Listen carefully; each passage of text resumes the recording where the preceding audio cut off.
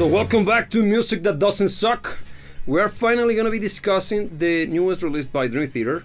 Is their newest album, and actually it's gotta say that's a shot. Thank you very much. Yes. Somebody was actually correct. We were discussing before going live if we were wondering if the camera was properly arranged or not. Well, welcome back to the show. Today we're going to be talking about, as I said before, we're going to be discussing the newest released by Dream Theater, one of my favorite bands. Probably, at least you like them. Yeah. Good enough for you to be part of this dubious organization. And the name of the album is Parasomnia. But before we go, introduce yourself to the audience, the Estonian Brave, and please do it in a beautiful, from time to time way. Hello, girls and boys. No, let me go from here. I think this is going to be better. Hello, girls and boys, how's it going? I'm glad to be back. It's great to have you here as well. So yeah, indeed, today we're going to be talking about Dream Theater, and more specifically, new release. What's the name of the album? Parasomnia. Parasomnia. Yes. Okay. It was out, last week? I think, yeah, it was released, I think, during the early part of this week. Yes. And so far, well, I listened to the whole album. Mm-hmm. You listened to the whole album, yes. Allegedly. What would be your first impression? So did you like it? Didn't you? I did. I was, I won't say surprised, because I don't know exactly what I expected, but one thing that touched me from the get-go is the fact that it's heavy. It is heavy. It's quite ballsy as an album. It is. Both in compositional style and in sound. Mm-hmm. I think it's a little bit heavier and more ballsy than the usual stuff. Yes, it is. So let's begin with this, because we released an actual song analysis from one of the first singles that they released. The name of the song was Night Terror, right? Yeah. It was the first song that they dropped during the promotional period for the album, before the release. And you can even check that out somewhere on the screen after this video is over, of course, where I discuss the quality of the mix. And one of the things that I praised about it is the sound. It sounds very good. But one thing that I didn't like that much was the song itself. Mm-hmm. But that was my first impression. After listening to the album, and I don't know if that happened to you, this track is the second track of the album. Mm-hmm. But there is a first one, which is the opener, and it feels like an aperture of some sort. Yeah, it's a great track actually. It is actually a great track, it blends beautifully into Night Terror, and Night Terror makes total sense in the context of the album. It feels, I liked it. Yeah, and I even selected for my review of the track. I looked for I picked the radio edit, which is a shorter version of the track, and even that one I didn't like at all, that much. It's not that it's a bad song; it simply felt meh by Dream Theater standards. But then, now that you mentioned this, just let me use this as a hook for the disclaimer that apparently is needed nowadays, which is any judgment that is passed here, which will be plenty. Yeah. It's gonna be taking into consideration that we're talking about Dream Theater. Yes. One of the best, most proficient, more prolific musicians that not only we have now, the world has ever seen. I would even say I would go as far as that. Yes. Huge fans. Huge fans. They deserve it. They are excellent. Yes. But that doesn't mean that they are perfect. They're perfect. So we're gonna be giving our comments on the good and the bad that we find through other stuff, taking into consideration that we know how great they can go. And we happen to be huge fangirls. At least on my end, I've been to at least 5 concerts of them. Haven't had the luck to attend this many shows, but but I am a fan as well. Okay, whatever. So coming back to this, I didn't like the track by its own when it got released, but when I listened to the album and that song kicked in, I was like, oh, it kicked different, didn't it? It needed the context that the album provided. Yeah. The way I felt about it is similar to how I feel about the Days of Eternity, which is a track that somehow became one of their hits. And it's one of the tracks that I don't like. Not as a standalone track, because it's exactly how I feel about this one that we're talking about, Night Terror. I think it's a track that needs the context of the album to make sense. Agreed. Because when it comes to the showcases of proficiency in the instruments, because it's an instrumental track, one that is clearly made to showcase how good they are on both cases. Yes. And I think it kinda goes nowhere when it comes to seeing it as a standalone track. I agree. And I felt like that about Night Terror in the beginning as well. But listening to it in the context of the album did change my mind. Totally right. Yeah. Probably because of how beautifully it blends with the first track. The introduction is quite seamless. Yeah. It simply moves over the next track, Night Terror, in such a beautiful way that it almost feel like it's, I think it's the same track. They simply cut them so they could have an excuse to use Night Terror as a single, because without that particular track, it's on Morpheus Arms, right? In Morpheus, it's something like that. I don't remember the name of that. Yeah, it's In the Arms of Morpheus. That's the name of the track. It feels like a proper introduction to the album, because it makes sense. It sets the bar first high enough, because first and foremost, what's the biggest and most not controversial, celebrated aspect of the album? The return of Mike Portnoy. Yes, the one and only. The one and only. Somebody could say our Lord and Savior. Well, no, he's great. Yeah, he huge fan of Mike Portnoy. Probably my second best and most favorite drummer, after of course Steve Smith. Of course. Wherever. Look at that, and I'm the pretentious one. Well done. Actually, I gotta acknowledge that. Well played. So, do you think that his presence made an impact on the composition of the album? Yeah, definitely. Hugely, right? Yeah, no, not even feels an argument. Yeah, it feels like we're so back. Yeah. In a way, right? Yeah. Because Dream Theater's music, huge fan of Mike Mangini as a drummer as well, and his contribution to the band was excellent. But I for one, I gotta admit that Mike Portnoy coming back, is the cherry on top of the cake. Look, I for one have an opinion on this matter that is a little bit outside of the norm, which is praising and referencing to the return of Mike Portnoy as the second coming. Yeah. Well, actually, it is. It is the second coming, actually.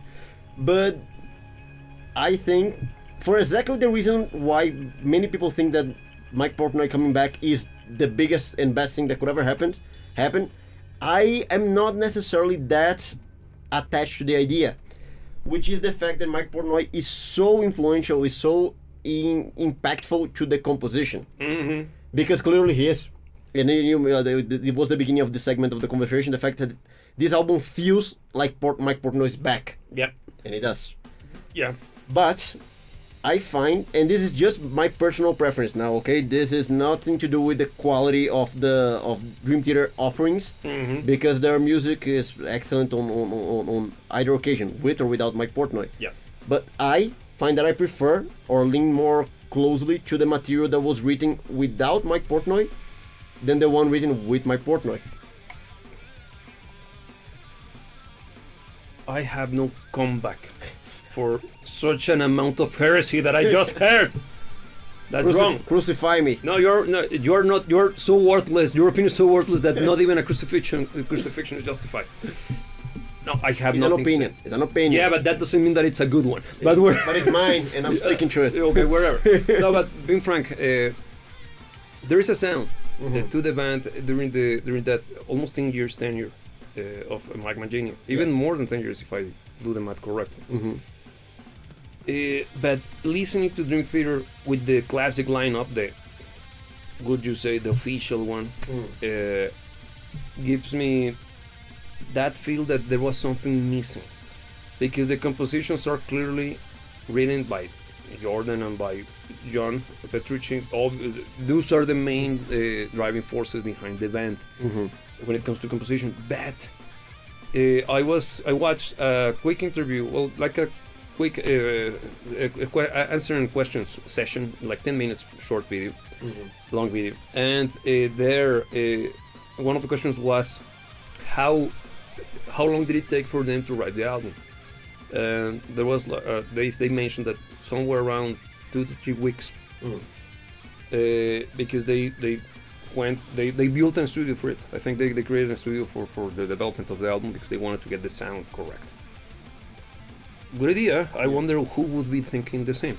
And when they, no, I'm not finished. The thing is that when they were discussing that, one of the things that came to my mind was like, they did it together. Of course, I can assure that both of the Jordan Rudess and John Petrucci showed up with ideas already that they were cooking and exposing the traditional composition method for a rock band, right?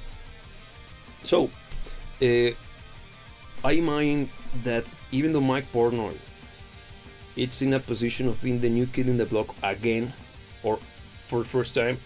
He's kind of humbled in a certain degree, and from my perspective, and the way his body language projects in that interview, he gives the impression that he wanted to be. He didn't expect the band to let him be such a part, that big of a part when it came to the composition of the tracks. He even seems kind of surprised when he mentions that.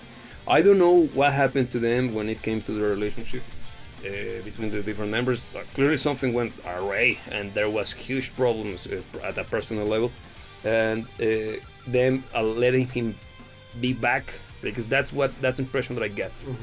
There is some form of redemption arc between for Mike Portnoy in their eyes, the rest of the band. So I assume that his influence was big, but not that big. But I feel, or at least it sounds like, having the entire band together again adds this thing that is kind of metaphysical. Does that make sense to you? It does make sense to me. Like they feel at home. Yeah.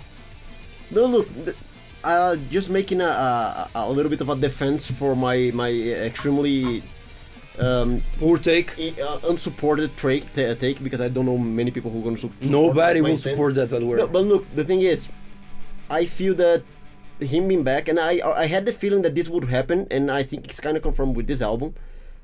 I feel less of Jordan Rudess. Do you? I do. I think now the composition shows a little bit less of some of the stuff that was clearly some of the sprinkles of Jordan Rudess through the last few albums. And again, it's extremely personal to me. I'm not saying that one album is better than the other.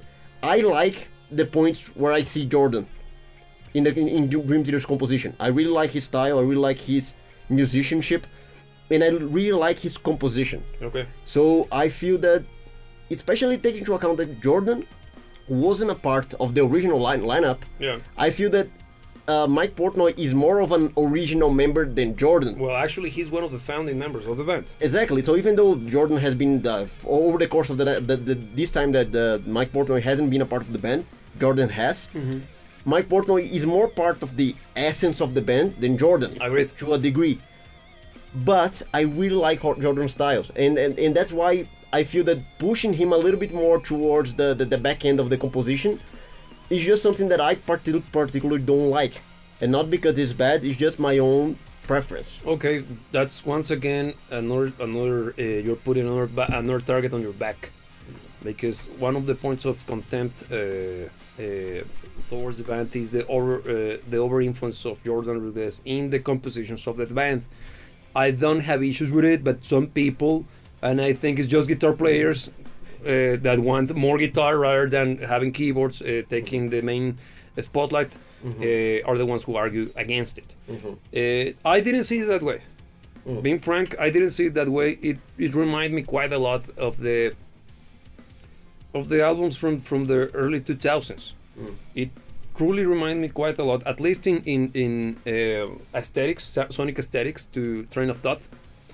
It gave me a little bit of vibes of Now, 6 Degrees of Inner Turbulence as well. Both your albums. Yeah, but also well, 6 Degrees has the huge song and it's conceptual. And Train of Thought is their first attempt on writing a metal album. It is actually even them accepted. Yeah. Again, just a huge disclaimer. I happen to be of the opinion of Dream Theater being closer to a prog rock band than it is to a prog metal band.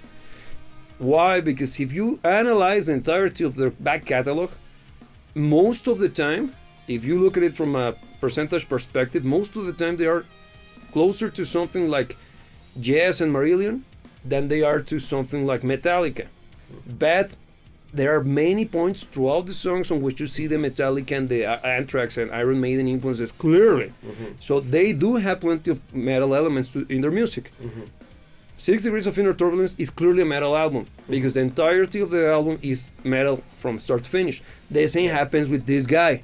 The entirety of the album is designed to be basically just capitalizing on the metal aspects of their music. Yeah. Train of Thought as well. Train of Thought as well. That's the one that I was referring to. Yeah. And the only exception would be the ballad, which is the band. Well, we'll look it up. Yeah. But is the ballad is the song is the last song before the magnus opus of the track, which is the Shadowman's affair. What's the name? The Shadowman's incident. Yes. What do you think about the track? Give me a second. I'm just leave the songs here because like that we can just use it as for reference. Yes. Because it's new. I just listened to the album once. You as well. Yeah. So I'm just getting. This is clearly first impressions, by the way. And even I think it's important to point out the first impression element here, because for music that is as highly crafted as this, usually on later listenings you will identify other elements, you will appreciate it further because there's just so much being thrown at you. It's not that that simplistic that on one run you can get everything that the song has to offer. No. So this is indeed a first impressions approach to it. It is, and actually just for the record, we listen to the album at our own pacing, in our own free time. So we did engage with the album at its fullest in an independent basis. So, and actually the first time we're actually discussing it. We had a little bit of a conversation a few minutes ago, but nothing more than this. Yeah, very superficial. Very superficial. And for example, I didn't know that you felt that Jordan's influence wasn't as big as usual.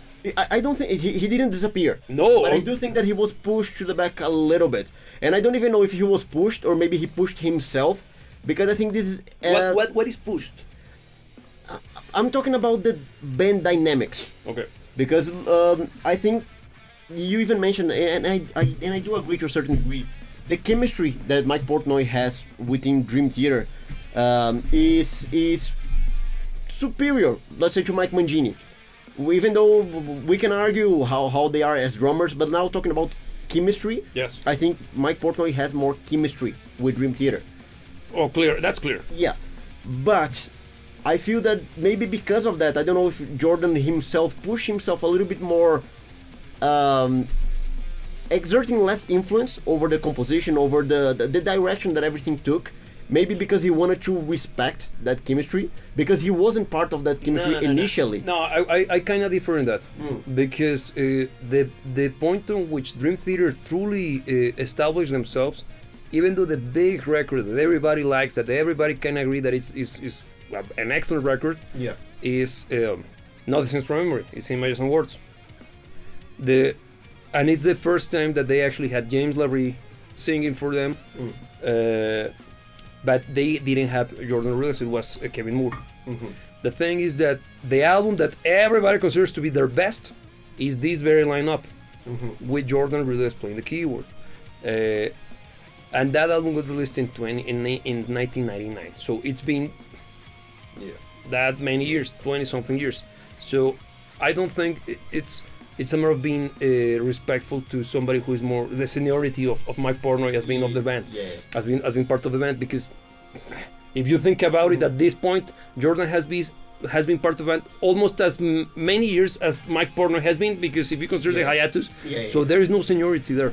Agreed, but I'm talking chemistry. Yeah, I'm not talking something as objective as, oh, he came first, he's the big shot. I got you, but the chemistry that we're discussing is developed through the interaction between the musicians. And at this stage, I think the life experience that both of them have as being part of the band is so close to each other in the amount of years that the chemistry is there. And you can clearly see it, because even if you consider the efforts that were the liquid tension experiments, the three of them, the first two were, the first one was designed to be a one-off, because none of the members of the band other than Mike Portnoy and John Petrucci were part of Dream Theater. The whole point of it was having a keyboard player that wasn't Derek Sherinian at that point, so good. Having a bass player that was Tony Levin, god damn it. So of course it would be badass, right? But the whole point was, and even you can go back in time and see some of the old interviews on which they say that the idea and why they stopped producing liquid tension experiments was because after the second one, 3 out of 4 of the members of the liquid tension experiment assembly were part of Dream Theater. Yeah. So that destroyed them. It was just Dream Theater without the bass player, which was the point. So that's why they stopped doing them, and they did the third one when Mike Portnoy was not necessarily part of the band. So in theory they kept their promise. So that's the thing. So I don't see that this I couldn't see the it might be that I need to listen to the album again, and I'm gonna try to see what do you mean by that, because I didn't see it. What I saw, and maybe this is the reason why you felt that way, but could be that it might be semantics. But I think since this is a more heavy sounding album, it's more guitar driven, and the role of the keyboards are there to support the heaviness of the tone of the guitar and the riffs played by the guitar. It's more of a metal album. In metal, you usually just move the lights a little bit further to the right, please. I don't want to interrupt, but yes. Okay. So lost my train of metal thought. albums, the guitar. Oh yeah. So in metal albums, when you are producing metal, a keyboard could get in the way of the density of the tone. When something is very heavy, it's kind of difficult to make sure that every single one of the instruments that are playing together blend together. So I assume that the back, maybe it's because I listened to it from the producer perspective, and I saw the arrangement and how they were integrating all the different elements in a way that made sense. The use of the keyboard not being as prominent is not because he's not playing, it's because he's playing alongside, adding fatness. There is a particular track on which they do an amazing instrumental section on which there is a tapping. I think is Midnight Messiah. What a mouthful of a name. It's a great track. It is fun. It's a great track, because that's a short track. That was also one of the songs released as singles. And when I listened to it as a single, this is a fun track live. And again, in the context of the album, it feels better because it's such a refresher, because it comes right after. Let me check the track. Yeah, I got it here as well. That is Sleep. That is Sleep, which is a much more dense mix. Dense in the sense of sound and also in the emotional load. And Midnight Messiah shows up being fun, kind of stupid. I don't know if stupid in the sense of being like it's fast, it's fun, it's acrobatic, and it's exciting. It brings a lot of fun to the album again. Even though the album it's quite dark sounding in the sense of the emotional connotation of the songs. And the sound itself is a little bit darker than the usual. It is, but it's very good. Yeah. On that note, what do you think about the sound of the mix? No, well, just before we move on from Electric Messiah, I actually think that was a way better pick for a single. It should have been the first one. Yeah, than the first one they released. I think they went with Night Terror first because it's way more prolific and flashy on the drumming side of things. Yeah. And since this is the big comeback, I think they went with that. But honestly, I don't think that song made a good single. Me neither. And I think Electric Messiah is actually a great single. That's why Symphonix. This is Midnight. Midnight Messiah, yes. You're mixing here my pro metal bands. Yes. But Midnight Messiah is a great single. It is. Way better than Night Terror, being quite honest. And the tapping is the tapping section, the one, you know which one. That thing is badass. I can imagine that live and it's like, damn. Because it's harmonized between the keyboard and the guitar. And it's so, damn, I was listening to it like, okay, this is great. Because it's flashy as all balls. It's tough to do. It's incredibly well orchestrated. The harmony is fantastic. The interaction between the bass and the drums, letting the guitar and the keyboard cut through the mix so beautifully and in such a way that just for it to come back with like, yes, that's freaking rock and roll. It's dumb but fun. It's the kind of shit I like. It's because that's a song that is honest to God. Yeah. It's not trying to be a sense from memory. It's just fun. We needed a banger. There you got it. Yeah. Especially because I think the album truly needed such a relief. Yes. Because the album is not necessarily a tormenting album, but it's a densely packed album, both with music and instrumentalism, and also with the emotional baggage that it carries. It's kind of dense. Yes. And it's heavy. So I think that song provides a very needed relief, kind of in the middle of the album, that just makes the whole listening experience to the album be a little bit more pleasant. 100%, man, 100%. Now, speaking of the mix, what do you think? I liked it a lot. You listen to it on what? Regular speakers? On very, very horrible listening references. I was AirPods, not even Pro. Just the regular ones. Yeah. Okay, yeah, but look, even though those are very basic bitch. We're long enough, so no problem. Basic bitch devices. If a mix sounds correct there, that tells you that it sounds great on something more advanced. Yeah. I listen to it as well on my Atmosic IMs. Those are not as well, not even high end. It's just entry level IMs. Better than the AirPods by that's not uncontested. That's clearly better, including the pros, because I don't even make me talk about it. I have it right in front of me. That's a conversation for a day, because I'm even planning on making a video out of them because of how much I'm pissed. But whatever. The sound of the mix, I felt it round, concise, not squashed, lively. The stereo field is quite well executed or taken advantage of. Yeah. But that means the soundstage, and even though those IMs are not necessarily the best sounding IMs or the ones with the biggest soundstage, I then listen to it here at the studio, and I got a good sound, a good system. Yeah. And everything I heard on the Demonics, plus, but full. And damn, the low end is beautiful. Yeah. There's a bass. I can hear the bass player Final Young Myung, or Myung. What's the pronunciation? Myung. It's Korean. Well, whatever. I think it's Myung. It's Myung, right? Well, I might be wrong. But he's great bass player. He deserves to be heard. He deserves to be heard, man. And I can hear him. Every note is beautifully cutting through. What was the album that you simply couldn't hear? Systematic Chaos. Yes, Systematic Chaos. That album is such a bit of a mess. It's a mess on every form of stretch of imagination. Even the music is kind of what the hell. Yeah. But that wasn't a good year for him. No, it wasn't. But the sound of the guitar, damn, right? Very bossy. But very, very bossy. Spongy, chunky, fussy. Hairy. I like that it is hairy, but it's not overly bright. No, because it was cutting enough. It was bright enough to cut, but it wasn't piercing. Yeah. And I like that because since it's a dance album, I think it's way more fitting to have something that is darker. Yeah, and it feels heavy. Yeah. Not as sludgy. Yeah. Because there's a solo. Let me check if I remember. It's the one that he does some form of bluesy performance. You know which one? I don't remember the name. I can call it. I'm me not neither. that familiarized with the structure of the album yet. I think it's That Slip. He's doing that one. Because I think that the Slip is a longer track. Let me make sure that I don't play it. Yeah, it's That Slip.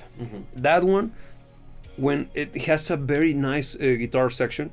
And also there is one which I think the beginning of that one, he rolls off the volume on the guitar. And you can hear a less gainy amp, but with such a great tone. And then the fury kicks in, and damn, it's not an insanely metal sounding guitar for the entirety of the album, because it's clearly the signature sound of John Petrucci. Yeah. But the compositions, plenty of energy. The drumming helps a lot because Mike Portnoy is a great metal drummer. Yeah. When he goes heavy, he does go heavy, and the combo between the fat tone and punchy drums, excellent, and an actual audible bass that is contributing a lot. Imagine that, an audible bass. What do you think about the guitar? I love the sound of the guitar. I like the sound overall. I love the sound of the drums. I think the drums are punchy. I think they are big but not bombastic. Agreed. They are not overly hyped on the highs. No. The cymbals are not sizzling. They are cutting through enough, but they are not distracting. No. They are not distracting. They are not getting in the way.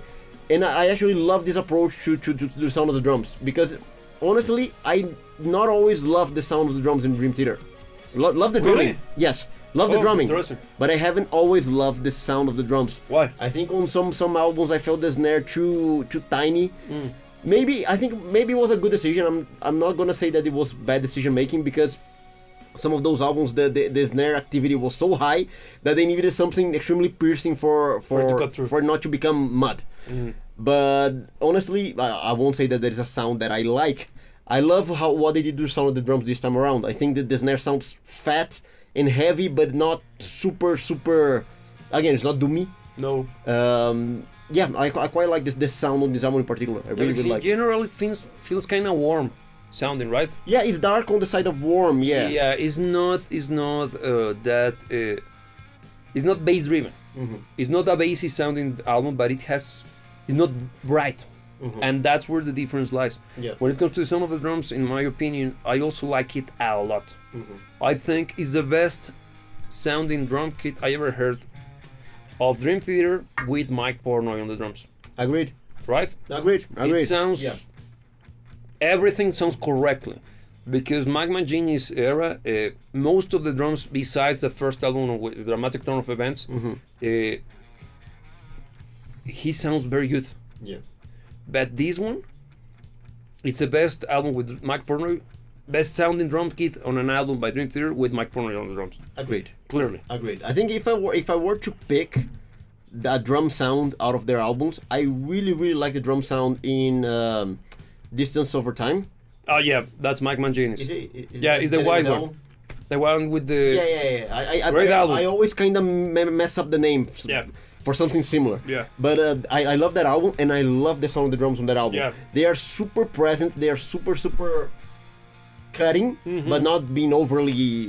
Great. I really like. I think it is what a drum kit should sound in this style of music. And incredibly enough, that album, I prefer the sound of that album over the one that actually got them the Grammy, which is The Distance, A View of the Top, from the World. From the Top of the World. Yeah. Which I happen not to be the biggest fan of the album. The album has great songs, but being frank, I prefer Distance Over Time by orders of magnitude. And this guy, even though I have only listened to Parasomnia once, it's already a better sounding album, a better album overall. Yes. In every regard, because I felt that A View from the Top of the World feels a little bit they leaned a little bit too much on the look at me, I'm very good. A little bit more flashier. Maybe they truly had the intent on winning a Grammy. And it feels that, in my opinion, that they put a little bit of the music composition aside, because it has plenty of great sounding music and songs, but as a whole, it's kind of tiresome. It's one of those albums that it actually makes me feel tired after listening to it. It has plenty of things going on. The camera is moved. Okay, bring it up. Let's go to a different one. No, just move the camera. And it felt a little bit too much of the overindulgence aspect. Yeah. And I happen to be a huge fan of proficiency in instruments. But that one felt a little bit not the same way as I feel when it comes to, for example, systematic chaos, which feels like a total overindulgence on every freaking regard. And I think it's a good chunk of why Dream Theater still carries a bad rap on many circles. Yes. I think it's because of albums such as that, which usually they will have one or two songs per album, which is a little bit more indulgent in nature. And I welcome those. I think they are fitting within the context of an album. It's nice to see that moment where I can play this, you can't. Yeah. and they can, actually, what they... Yeah, what they do, continue. Yeah, what they do, what they are able to perform is something that, on the most part, most people can't. Yeah. And they know of that, and they work upon it. Yeah. There's a mess going on. It's a huge mess. Continue. Let's get this guy back into position. Use the camera while you do that. There it is. That would be a good idea. The other one was also weird. Yeah, but you got that one. Look, having moments like that, I think, is perfectly acceptable and it's actually cool. Yeah. Because it's them showing, okay, we know how good we are, and here's the time to show it. And those stuff on the live concerts is also excellent. Yeah, it's always fun. But entire albums going like that, it does get tiring, and it does get, come on, man. Agreed. But in overall, what do you think of the album as a whole? We haven't talked about. Well, let me make this first. We haven't talked about the big chungus, the Showman incident. Yeah. What do you think? I think is the highlight of the album. Clear. Yeah, I like it a lot. It's the Magnus Opus. It's 20 minutes. It's almost 20 minutes. Let me check because I think it's 19 something. Yes. And it's the actual big chunks of the album. It is 1932. Mm-hmm. It's clearly one of those epic songs, and in my opinion, this is exactly what Dream Theater does best. Yes, agreed. It's where they shine, because Dream Theater is a very big thinking band, if that makes any sense to you, because they truly want to tell a story, and they use music, not just the lyrics, to tell the story. Yeah. And short format doesn't fit them. They have rare examples of them actually being good at writing short songs. Their best tracks are usually hitting the 10-minute marks. Yeah, usually. I think they have nice short ballads. Whenever they go a little bit more Out of Reach, for example. Out of Reach. Yeah, or even like The Spirit Carries On and some of those tracks. You know, I don't happen to be that fond of The Spirit Carries On. I like the song. No, it's a good song, but I probably because I'm tired of it. And also I find it a little bit cheesy, but whatever. It is kind of cheesy, but I think it's cheesy in a good way, honestly. The thing is that you know why you don't like it? Because you're not attached to lyrics. You like, you're not half and half. You like 90% instrumentation and 10% lyrics. And I think that song is one that the lyrics carry the whole... Even the lyrics, man, the lyrics are... If you listen to the track out of context, if you don't know that there is a story being told, the lyrics are like, who's Victoria? Yeah. I don't even think it does. Who is Victoria? Yeah. No, man, even if you look at the... No, man, it's more... member berries and stuff. It's a great track. It's a good track. Fantastic singing, fantastic guitar solo. But I think it's coming from an album in which you got freaking Strangely Avu, freaking through her eyes. Yeah. Which is a way better ballad, much more heartfelt. It even has a little bit more of a universal appeal when it comes to lyrics. But whatever, because hello Victoria. Who the hell is Victoria if you never listened to the band or the album before? And why am I supposed to be happy? How don't you know Victoria? Nobody knows. Well, whatever. not even the character. That's the whole point of the album. But coming back to the Shadow Man. Yes. When I saw the title, the first thing that came to my mind was Shadow Man from the 2000s. Do you remember him? Shadow Man. It's a superhero, man. It's a freaking superhero who got a voodoo mask attached to his chest, and he has now traversed the world of the living and the world of the dead to stop an invasion of demons and stuff. Everything taking place in Missouri. It's badass. It's voodoo and it's not wherever. It even has a kind of good game on the N64. Does it? Well, yeah. Wherever, Shellman. I wasn't there. Well, he's a cool dude. He's a black dude with a shirtless. Yeah, maybe with sunglasses. Maybe I blinked. Cool. Wherever. I missed it. Okay, wherever. The Shadow Man. And I feel like I totally hope, but clearly not, gonna get any reference to actual Shadow Man, well, wherever. The track, Magnus Opus. What makes it stand out? I think, as always, and I am very partial to all of their Magnus Opus. I do think that that's where they shine. I agree with you on that one, because they are a band with something to say. Yeah. And the big pieces, they are the ones that allow them to say it the best. Right. And I think they make very good use of that real estate of long songs. I like the concept, musical real estate. Yeah, I think they make very good use of it, because they don't feel like they're trying to write a big song. I think they have a big concept to tackle, and let's see where it goes. And they use the space enough to cover that concept. Yeah. And I think that song feels like that. I don't think it feels too long. No. I think it feels exactly as long as it should be. And also, it has plenty of styles. It does. It changes quite a lot. It has even something kind of flamenco, right? No, I think it was kind of non-Morse. Was the kind of Morse, Middle Eastern. Middle Eastern, yeah. Portnoy, yeah. Yeah, but it kind of has that. And it's fitting. It's not Makes something sense. that it feels like they just try to cram it in there. It's fitting to the composition. I like the track a lot. I think and now thinking now on the concept side of the album, which apparently it relates to this. I'm not moving on to another topic. They didn't go for a concept as in a narrative. Yeah. They went for a concept as in a concept. Yes. And I think the whole album is a very good representation of that concept. Let me elaborate on the concept just to make it clear for those who are not familiar with it. Go for it. The concept is the album is called Parasomnia because Parasomnia is sleep paralysis, basically speaking, and the whole album was developed around the concept of issues when you sleep. There is one track that I think the only one that has lyrics written by Portnoy, and also is part of his humbling redemption arc. He didn't expect the band to ask him to write lyrics again because, for those of you who don't know, he was one of the most common credits when it came to lyrics for the band for the vast majority of time of the band's time. So check the camera again. Oh, it's because it's using my hands as a not just this one. Go to this. That one. So he wasn't expecting to be the one writing lyrics again, and they let him write one. And during that interview that I truly recommend you to watch, it's just 10 minutes long, it's very short, and they truly cut the fat. Mike Portnoy says that he usually writes lyrics based on his own experiences, and in this case, he didn't.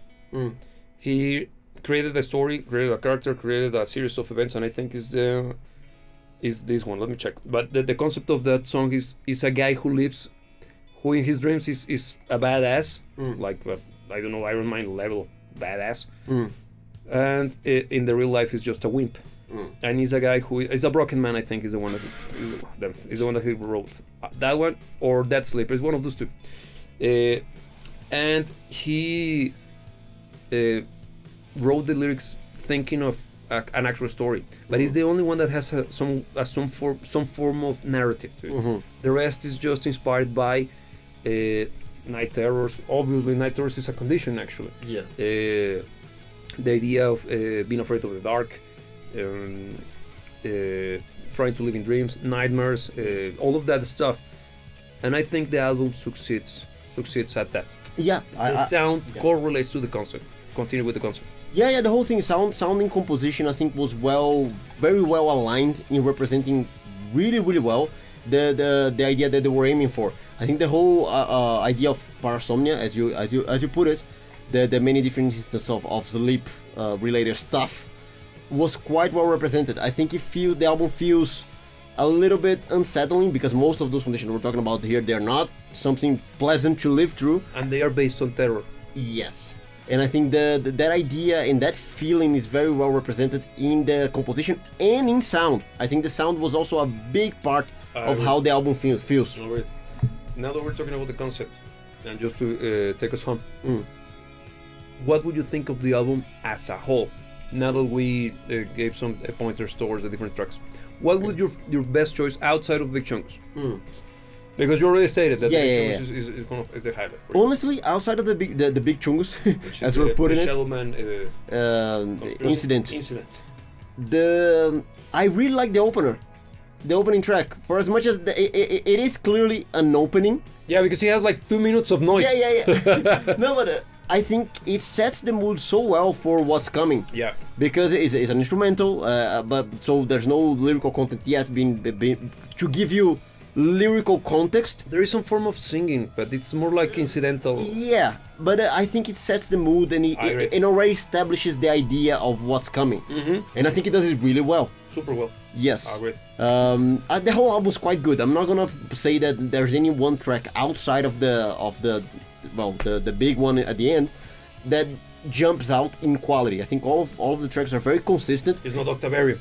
It's not Octavarium, and I even have to say that I appreciate quite a lot the consistency of this album, because Dream Theater, for as much as it's a great band, you can still see some albums with a lot of up and downs when it comes to having great songs and some stinkers. But look, Dream Theater, it's one of the very few bands that tend to have a very consistent quality standard. Of course, there are points. For example, Octavarium is an album that I always look at as being one of the most inconsistent albums ever. It is. Because it has great tracks and also, what the hell is that thing doing here? Why were they? It's a weird ass album. It sounds the way it does. But it has Octavarium. But it has freaking Octavarium. Yeah. It's like, beat that. It's one of their best. Yeah. It's one of their best. Possibly. possibly their best. I don't know. Yeah, you're gonna get into fights. Yeah, but it's such a beautiful song, man. Yeah. Yeah, but this one feels consistent. Yeah. The same what happens with Distance Over Time as well. Agreed. I think it's an album. This one now, I think it has no highlights when it comes to the Dream Theater career, the entirety of the discography. Honestly, like a classic level. Yeah, I don't think any of the songs from this album is gonna be one of those defining songs out of the Dream Theater, being quite honest. And that's not a criticism to the album. The thing is... It's not Barstool Warrior. No, it's not. But it has no stinkers. It's a very solid album. It's a very, very solid album. I agree on that one. Okay, in my case, I think it's going to be cheesy, but I liked the ballad. Yeah? I like the ballad a lot. Okay. Because the ballad is Bend the Clock. Mm-hmm. Because I liked... it's not even short, it's 7 minutes 24 seconds. Mm-hmm. It's a long track, but it's a ballad that does the right things, and I like the composition. The structure of the song is very heartfelt, but still preserving the heaviness of the album without being a heavy track. It kind of respects the continuity.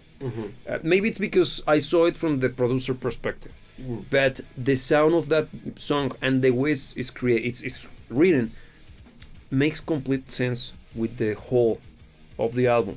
It fits correctly. It keeps delivering. It keeps up with the momentum. But I love that they put it right before the big chunks, because it's a song that gets you prepared for the extravaganza that's coming.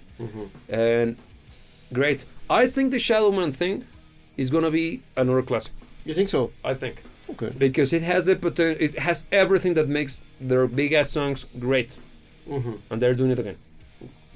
So, yeah. Look, just to now put something a little bit more, categorizing it in a more objective way. Well, in between Systematic Chaos and Scenes from Memory, where would you place this album? Falling into Infinity. No, no. I actually look. The things that you're picking, Scenes from Memory, even though it's the most cherished album by the band, and I think is their best album, I think they got better songs outside of that album. Agreed. But the thing is that if we analyze it as their best as a whole and as an album, is their best. Clearly their best. I would put this guy. If Sense from Memory is 10 and Systematic Chaos is 5, I would give this guy, after my first listen, a 7.5. Okay. Leaning towards 8. I might need to listen to it a little bit more. Okay. Because it's clearly superior than their lesser works, which is already not necessarily a bad thing for obvious reasons. Yeah. Again, judging by Dream Theater standards. Yeah. But I need to listen to it more so I can feel confident on making a decision. But after a first listening, I think this is a very strong, very, very strong 7.5. Okay. Leaning towards 8. And after I listen to it more, maybe I can solidify the 8. But when it comes to the songs, one that could be part of their actual canon, I think the Shadowman Incident is gonna be one of the songs. Yeah, if there's one that can, is that one. Is that one. Because the other songs, and maybe Bend the Clock, the ballad. Because it's one of the songs that I was thinking of it, also the performer on me speaking, live, that would be great. Yeah. It would be a great moment. Because it's not a romantic song. It's actually it's a thoughtful song. It's an insightful song. It's one of the songs that is introspective is the word. And being such a track in a rock concert, if you drop it in the right moment, it hits hard, man. Yeah. It hits hard, and I think that guy and the Shadowman would become modern classics. Okay. What do you think? I think I agree that the same scale. Yeah, if there is a song, just before I move on to that, if there is a song that can become a modern classic, I would say it is the Shadowman Incident. It's a very good song. It has everything it takes. Yes. It does have everything it takes.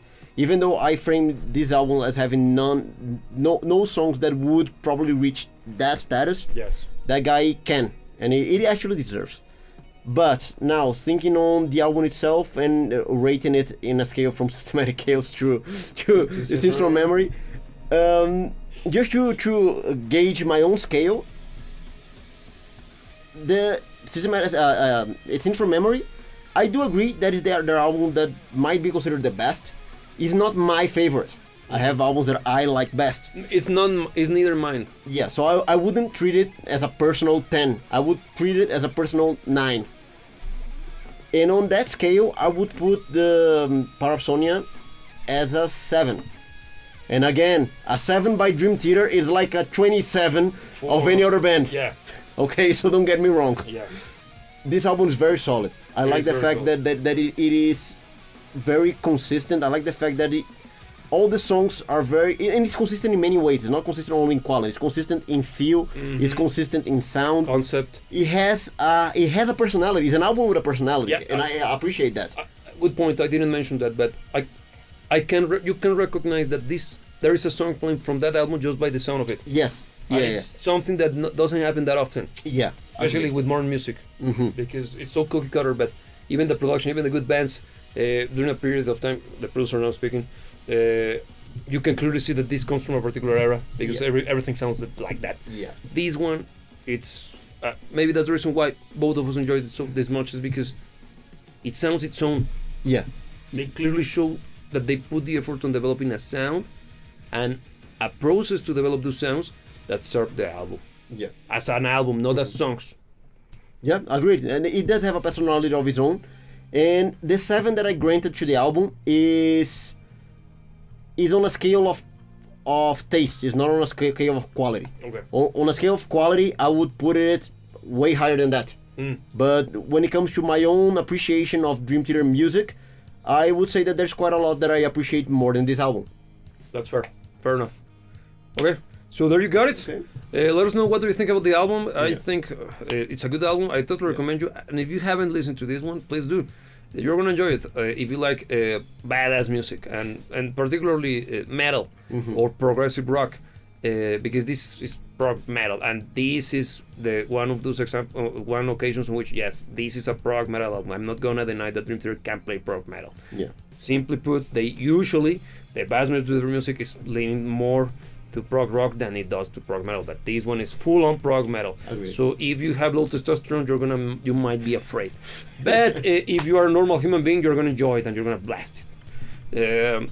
Highlights, we already mentioned some. My recommendation, personal recommendation from both, I think, is the Shadowban Incident. Yeah. But only if you have the willingness to spend 20 minutes listening to prog rock. But if you're listening to Dream Theater, you're more than ready. Yeah. So take us home. So, yeah, though we have these conversations every week. Yeah. So if you find this kind of stuff interesting, please consider joining the channel, subscribing, ringing the bell, because like that you can know whenever we go live and release videos. And if you want to show even further your support, you can listen to our music on Apple Music or Spotify, or also follow us on social media such as Instagram and X, where we can be in touch in a different, more personal, more ticklish way. Yes. And with that said, there's only one thing left then. Never let anybody tell you what to dream about. Listen to this album, it's freaking good. And we will see you when we see you.